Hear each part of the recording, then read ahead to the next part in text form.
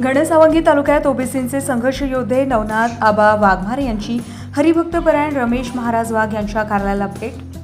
काल घनसावंगी तालुक्यामध्ये ओबीसींचे संघर्ष योद्धे श्री नवनाथ आबा वाघमारे यांची हरिभक्तपरायण रमेश महाराज वाघ यांच्या संपर्क कार्यालयाला भेट दिली असता त्याच ठिकाणी ओबीसी बांधवांनी भव्य सत्कार करण्यात आला। ओबीसी योद्धे श्री नवनाथ आबा वाघमारे यांचा अचानक घनसावंगी दौरा नियोजित झाला होता।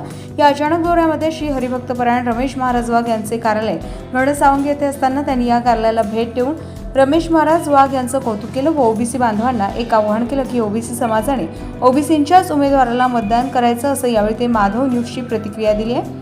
यावेळी रमेश महाराज वाघ यांनी श्री नवनाथ आबा वाघमारे यांचा सत्कार करून त्यांचे आभार मानले। यावेळी श्री विठ्ठल खैरे, तुळशीराम कोरडे, वसंत वराडे असंख्य ओबीसी बांधव उपस्थित होते। माधव न्यूज महाराष्ट्रासाठी संपादक सुरेश पोटे। आबा, तुम्ही अख्ख्या महाराष्ट्रात फिरतात, काय ओबीसीच्या काय प्रतिक्रिया आता?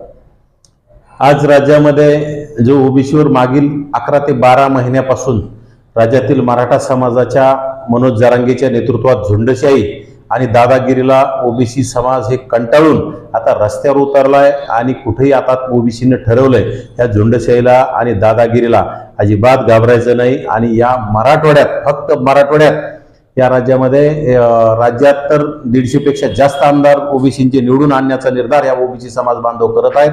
आणि मराठवाड्यामध्ये 25 ते 30 आमदार मराठ्यांचे, ज्या आमदारांनी ओबीसी मधून आरक्षण द्यावं असे पत्र जरांगीने दिले, अशा सर्वच आमदारांना पाडण्यासाठी सर्व सकल ओबीसी समाज आता सज्ज झालेला आहे आणि त्यांना घरी पाठवल्याशिवाय ते स्वस्थ बसणार नाही। समाजाची काय भावना आहे? समाजाने ठरवलंय, नवनाथ आबा वाघमारे किंवा लक्ष्मण हाकीने ठरवून काही होत नसतं।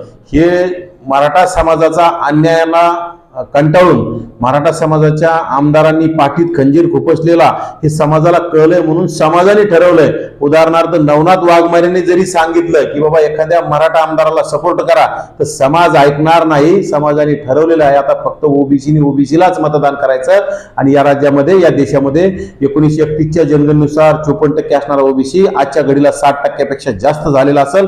त्यामुळे 60% असणारा ओबीसी समाज येणाऱ्या काळात विधान भवनामध्ये 150 पेक्षा जास्त आमदार पाठवून ओबीसीचा मुख्यमंत्री झाल्याशिवाय राहणार नाही। आज घनसंख्येमध्ये कसं दौरा होता का काय होता? आज बऱ्याच दिवसापासून माझं मूळ गाव रायरा इथे माझ्या आई वडिलांकडे माझी चक्कर झाली नव्हती किंवा त्यांची चौकशी करण्यासाठी, त्यांची भेट घेण्यासाठी आज मी माझ्या मूळ गावी आज गेलो होतो।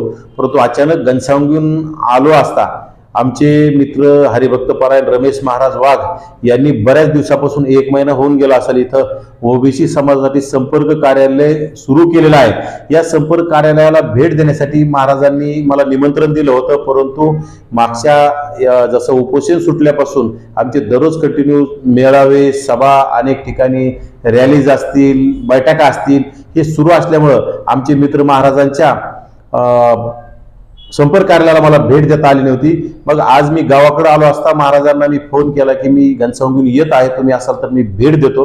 नक्कीच महाराज म्हणले तुमचं स्वागत आहे, तुम्ही आमच्या संपर्क कार्यालयाला भेट द्यावी आणि आम्हाला आमच्या संपर्क कार्यालयाला शुभेच्छा द्याव्यात। त्यासाठी मी फक्त घनसावंगीहून आदरणीय आमचे हरिभक्तपरायण महाराजांच्या, वाघ महाराजांच्या संपर्क कार्यालयाला भेट दिली आणि त्यांच्या कार्यालयाला आणि त्यांच्या ओबीसींच्या कार्याला शुभेच्छा दिलेल्या आहेत।